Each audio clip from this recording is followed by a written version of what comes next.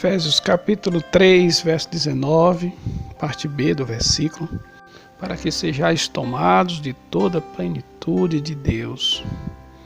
Que Deus aplique em nossos corações. O apóstolo Paulo aqui está concluindo a sua oração. Essa oração de Paulo é uma escalada. Ele começa argumentando aqui e desenvolve seus argumentos seguindo uma sequência, como se estivesse subindo uma escada. Eu uso aqui subindo uma montanha. Ele já tinha orado para que aqueles irmãos fossem impactados, ou seja, ali fortalecido com poder mediante o Espírito Santo no homem interior. E em seguida ele disse que isso ia resultar Cristo habitando pela fé. E Cristo habitando pela fé, ele mostra que é uma pessoa enraizada e edificada em amor. Ou seja, pessoa ou pessoas com suas raízes fixadas no solo do amor, para ali se alimentar do amor e viver por meio do amor. Isso aqui é a chamada, para a vida de Deus, sair da vida do homem para viver a vida de Deus, ou seja, uma vida espiritual. Em seguida, a sua argumentação, ele diz para que conheça as 4 dimensões do amor de Deus. E aí a pessoa passa a compreender essas dimensões. E ele diz que essa compreensão é por meio da mente. Em seguida, ele fala conhecer o amor, ou seja, ser envolvido pelo amor de Deus. E aí ele conclui o versículo, a fim de que sejais cheios de toda a plenitude de Deus. Aqui Paulo está falando dos atributos comunicáveis de Deus. Existem 2 classes de atributos. Os atributos são qualidades inerentes a um ser, a uma pessoa. Então Deus é formado por atributos. Deus é imutável, ou seja, ele não muda. Esse é um atributo. Deus é onipresente, ele está em todo lugar. É outro atributo. Deus é onisciente, Deus sabe de todas as coisas. Deus é transcendente, ele não depende da sua criação. Então, esses e outros atributos, numa linha chama-se atributos incomunicáveis, atributos que Deus não comunicou ou não deu aos homens, ou seja, faz parte da sua divindade. Mas existem outros atributos comunicáveis que Deus deu para o homem. E aí Paulo está orando para que esses atributos fossem unidos àquela comunidade, aquele grupo de irmãos da igreja de Éfeso. Os atributos comunicáveis são aqueles que o homem pode ter da parte de Deus. Por exemplo, a santidade. A santidade, ela flui fortemente em nossas vidas quando nós vivemos na plenitude de Deus. Sabemos que quando fala da plenitude, temos que olhar a escala lá do começo até chegar no conhecimento, ou seja, no inundamento do amor de Deus por nós, em ser inundado pelo amor de Deus, antes compreender o amor de Deus por nós, e aí vem a plenitude. E a plenitude envolve a santidade, o desejo da pessoa de ser santo ou ser santa para Deus. É uma aptidão, é um apetite, é como se fosse uma sede que a pessoa tem de ser santo, tanto no falar, tanto no pensar, como no agir. É aquela ideia de uma pessoa que vai fazer algo e pensa antes no que vai fazer, se aquilo vai produzir santidade ou não vai produzir santidade. Então é a pessoa voltada para essa alegria e prazer de agradar a Deus. Aí vem a retidão, que é outro atributo comunicável de Deus. A pessoa procurar ser reta diante de Deus, ser completa para Deus, é outro atributo. Justiça. Deus é justiça e Deus comunica esse atributo também com a sua criação. A Bíblia diz que a balança enganosa não é prazer do Senhor, mas o peso justo é seu contentamento. Então Deus, Ele quer que as pessoas sejam cheias da sua plenitude para viver também em justiça.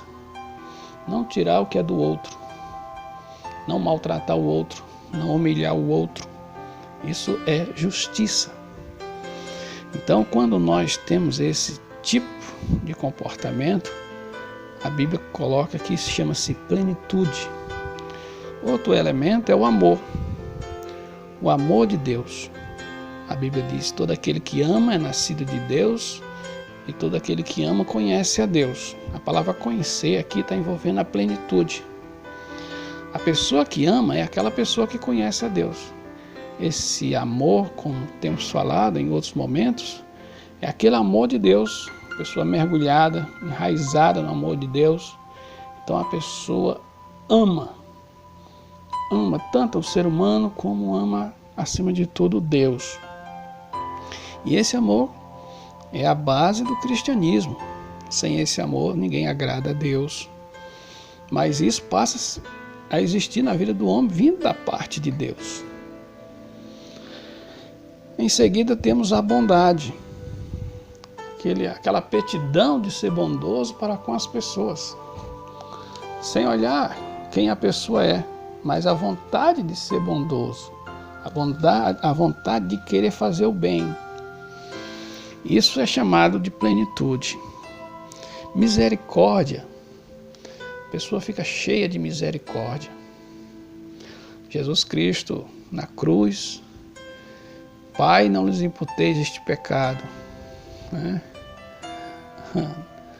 Pai, você vê lá Estevão lá na frente: ó Deus, não lhes imputeis este pecado. Então a gente vê a mesma qualidade, tanto em Jesus como em Estevão. Misericórdia. E aí tem outro atributo chamado compaixão. A Bíblia diz que Jesus, olhando aquela multidão, se compadeceu dela. Então a ideia de você se compadecer de pessoas, de animais ou coisas dessa natureza, aqui está falando de plenitude. Outro elemento é a benignidade. Uma pessoa benigna para com todas as pessoas. Em seguida tem a longanimidade. Ânimo esticado ao máximo, ou seja, a ideia de você esticar o ânimo, ou seja, suportar as injúrias, suportar os maus tratos e não odiar aquelas pessoas ou aquela pessoa que está ali discriminando a sua pessoa ou falando mal ou traçando qualquer tipo de maledicência. A pessoa é capaz de não odiar, mas querer o bem daquela pessoa. Isso é chamado de plenitude na parte doutrinária. Ainda envolve esse termo, plenitude, a parte experimental. O que é que acontece? Primeiro, Deus está dominando o ser do homem. Ou seja, uma pessoa cheia de toda a plenitude de Deus, Deus está guiando ou tomando a liderança e a pessoa está submissa a essa liderança. E a pessoa, na plenitude de Deus, ele tem capacidade de pensar de uma maneira espiritual livremente. Isso aqui é um bem-estar, né? Não podemos saltar aqui a ideia de dois elementos marcantes aqui nessa parte experimental. A pessoa vai experimentar da alegria de Deus, ou seja, um bem-estar proveniente de que tudo está bem entre essa pessoa e Deus. Aquela ideia daquele menino que fez um mal feito. E aí acontece ali depois uma conversa. E às vezes o pai até disciplina. Ou talvez só converse.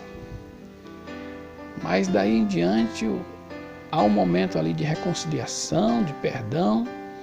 E aquele menino fica tranquilo, livre, sabe que o pai não vai mais bater. É aquela ideia do bem-estar, né? Proveniente de que a pessoa está em paz, está bem com Deus e Deus em bem com ela. Ou seja, não está tendo nenhum atrito. A pessoa tem esse bem-estar interior. Aí tem em seguida a paz de Deus, que envolve a plenitude também, tanto a alegria como a paz. Aquela calma interior, sendo algo que transcende as circunstâncias. E vivendo nessa circunstância de hoje, né, é muito difícil para nós, seres humanos, encararmos momentos como esse que nós estamos vivendo hoje. Mas a Bíblia mostra aqui para nós que a pessoa, na plenitude de Deus, ele tem tanto a alegria como ele tem a paz. A paz aqui é a calma interior, sendo algo que não é trazido e nem levado. Ou seja, ninguém leva a paz a uma pessoa de uma forma natural e ninguém também tira, porque é algo que Deus colocou lá. Ou seja, as circunstâncias não abalam a paz e a alegria que essa pessoa tem, porque tanto uma como a outra provém de Deus. E ali mantém a pessoa num verdadeiro equilíbrio espiritual. E aí você vê outro elemento que não pode ficar fora, é a brandura, ou seja, a mansidão. Aquela pessoa se torna uma pessoa branda e dá um impacto, porque antes aquela pessoa não era daquele jeito. E agora a pessoa é branda. Então esses elementos juntos aqui formam-se a parte experimental. Na verdade, todo ser do homem passa a ser tomado de toda a liderança de Deus. Até mesmo a parte emocional. Ou seja, todo ser passa a ser tomado. Eu creio que essa é a verdadeira vida. E essa verdadeira vida, Paulo estava orando para que aqueles irmãos tivessem. Isso está após a conversão. A conversão é a salvação, mas depois da salvação existe a plenitude. E sem essa plenitude, a gente não agrada a Deus. Que Deus aplique em nossas vidas.